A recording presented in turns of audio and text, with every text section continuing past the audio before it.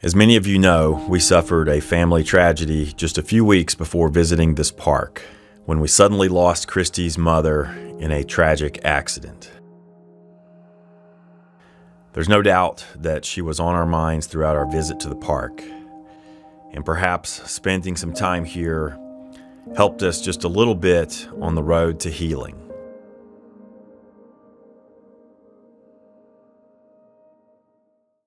Hey guys, we are Sean and Christy. This is Long Long Honeymoon, and today we are talking White Sands National Park, which is a fantastic destination in New Mexico. It's actually about 50 miles from the town of Las Cruces. Going to White Sands National Park on 19955 Highway 70 west in Alamogordo, New Mexico. In this video, we're going to rattle off at least 10 tips for visiting White Sands National Park. Tip number 1, watch for falling missiles. Sounds like we're joking, but we're not. US 70 is what runs from Las Cruces to White Sands National Park. Part of that area through there is part of the White Sands Missile Base. And there will be certain times of different days, or I think multiple days, where that highway will close because they're testing missiles. So you need to check and make sure that it's not going to be closed when you're planning to drive it, because otherwise they won't let you through. And we didn't know that until we were heading there, and thank goodness we were heading there on a day when the highway was open and it wasn't a problem. But they do close it, I think, fairly regularly for the missile testing.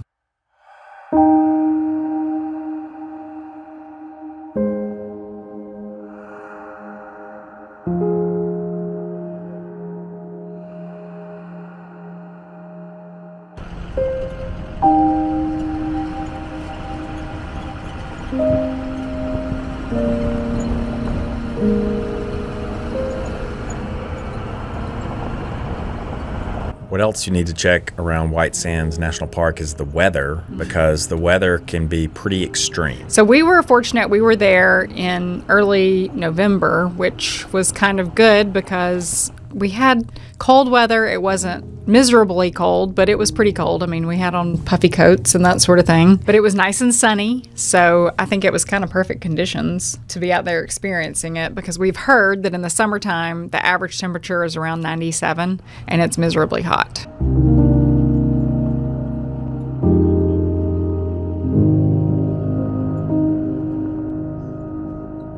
White Sands has really spectacular scenery that you may have guessed comes from the dunes of white sand that stretch out to the horizon. Yeah. And I believe the sand is from gypsum crystals, yes. So it's a very interesting type of sand. If you've ever been to the Gulf Coast of the United States, the sand there is very similar. It's that white powdery, it's almost like talcum powder. It's not very gritty, it's very fine and powdery. So it's actually a really nice texture of sand. And it's blindingly white. Yeah, I really enjoyed the scenery more than I expected. Yeah. Sunset was spectacular.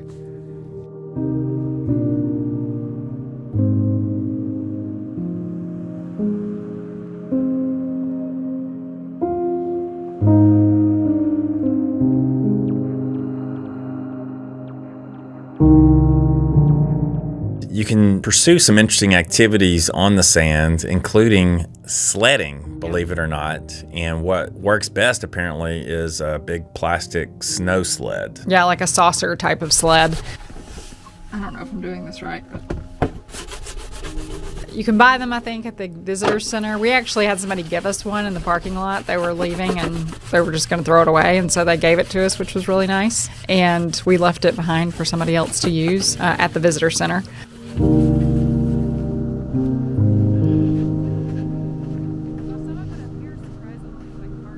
Yeah.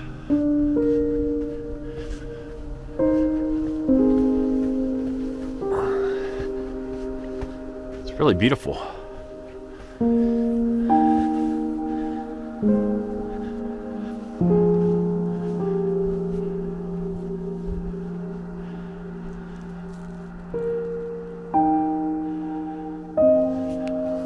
You got this. It's time for some sledding. I want you to make it all the way to me.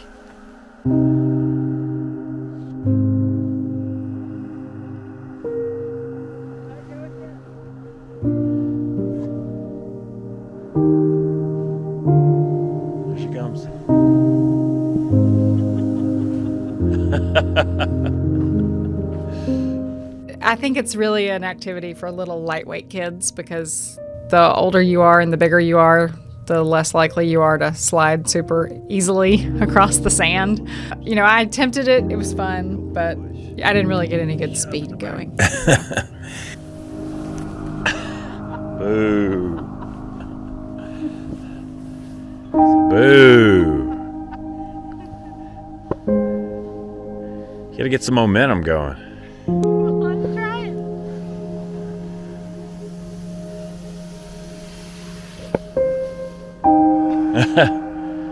Well, that might have been your best yet.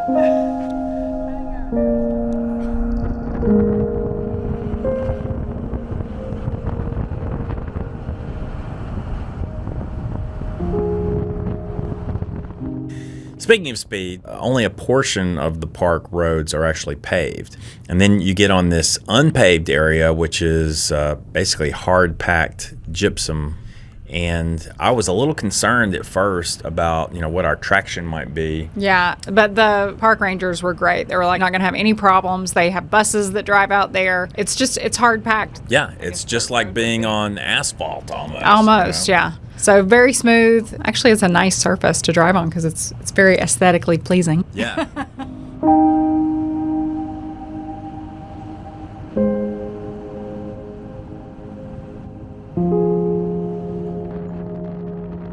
And there was plenty of parking. Yeah, because we were actually towing our Airstream when we drove through the park and did the scenic drive. You can see they have several picnic areas scattered throughout the park. So here's a look at a picnic area at White Sands National Park. Now you can see this earth is hard gypsum, so it's actually not paved, but it's hard and makes for a good surface for driving on. Now you can't drive off-road here in the park, but you can drive around on this gypsum. It's a very unique landscape, truly white sand out to the horizon. And these little picnic areas, you can see you've got a trash receptacle, also known as a garbage can. You've got a couple of little grills where you can cook your hamburger, and some covered seating, covered picnic tables, so you can have lunch here. And there's plenty of parking around here. In the summer, this could get very hot. Right now, we are here in November, and it is very chilly. Now, this is one of the more scenic vault toilets in recent memory. What a unique landscape. If you get out and stop a few times, it'll take you roughly an hour, I think, to make the full loop. But of course, we stopped, got out, climbed dunes, did some sledding, all that sort of thing. So here's a look at White Sands National Park. You can see there are a few people scattered here and there amongst the dunes alongside us. Overall, not very many people out here right now in November. It's kind of chilly, and when you see the white sand, it reminds one of snow in this weather. Temperatures are down in the 40s, and when the wind blows, of course, it feels colder than that. But it's really a strikingly beautiful, almost surreal landscape. I think if you're a photographer, it's a great place to take photos because it is such a scenic, unusual location. Like I said, sunset was really spectacular.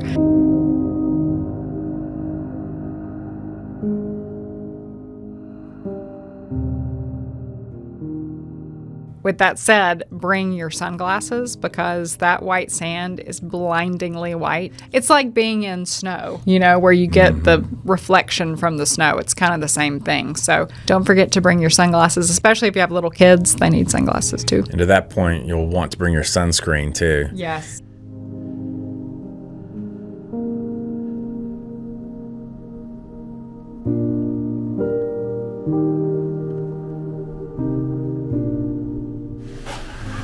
What you got there?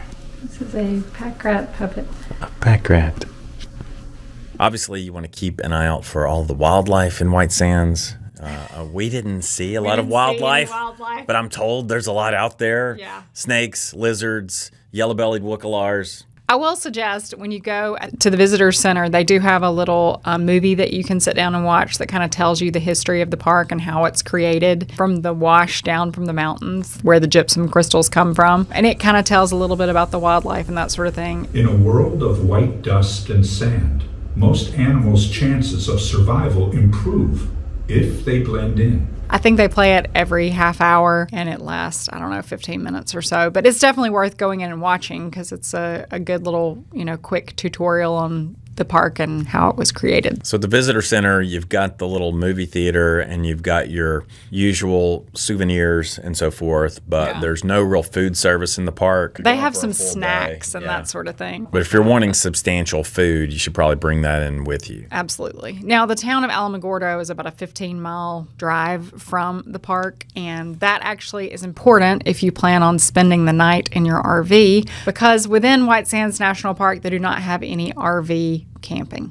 So you can't spend the night there. Alamogordo would be your closest option for RV parking. They have several private RV parks in Alamogordo. Or you could stay in Las Cruces like we did, and we just sort of drove up for the day. Today, we have parked in this rather awkward parking spot in Las Cruces, New Mexico, in order to visit a local institution.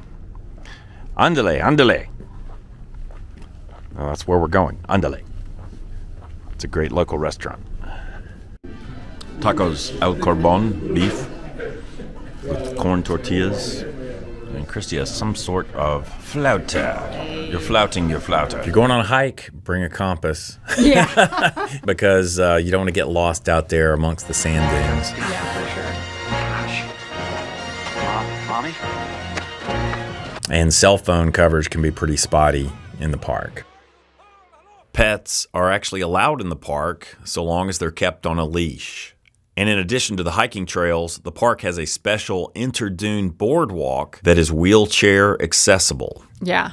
Now, if you're somebody who's a tent camper, they do have primitive backcountry tent camping options in the park. I believe you have to get a permit for that. So do your research before you go.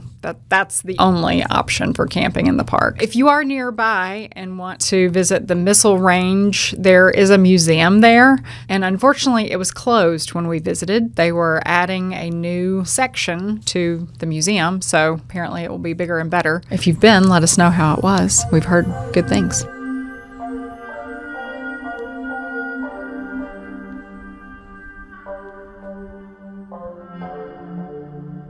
So when we came here to White Sands National Park, I was kind of expecting it to be similar to Great Sand Dunes National Park in Colorado. But this is a very different experience. The color and texture of the sand is different.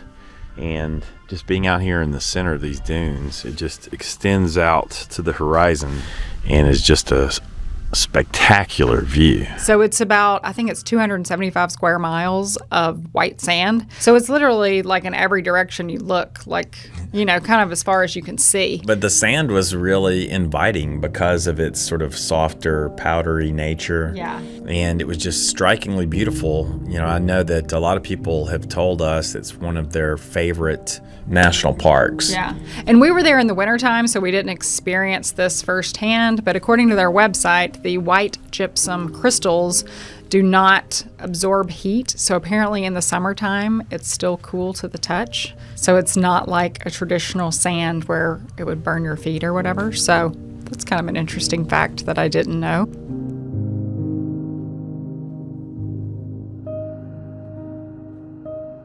So, all right, guys, have you been to White Sands National Park? If so, can you give us any tips or pointers? Post a comment, share your knowledge with our community. Yeah, I will say, just for planning purposes, I think it's a park that you can do in a day very easily. That's what we did. But it's really, 4 or 5 hours, and you've seen what there is to see. So it's kind of a nice on the way somewhere else stopover.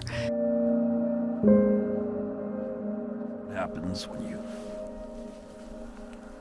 wear shoes out on the sand dunes? If you liked this video, please click the thumbs up button, share it with your friends and family, leave a comment down below, let us know what you want to see in a future video, and until next time, what do we say? Aloha.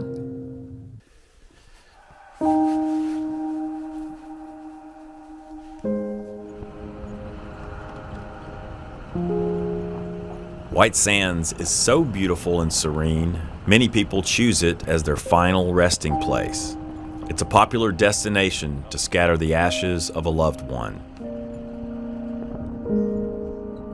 As many of you know, we suffered a family tragedy just a few weeks before visiting this park, when we suddenly lost Christy's mother in a tragic accident. There's no doubt that she was on our minds throughout our visit to the park, and perhaps spending some time here helped us just a little bit on the road to healing.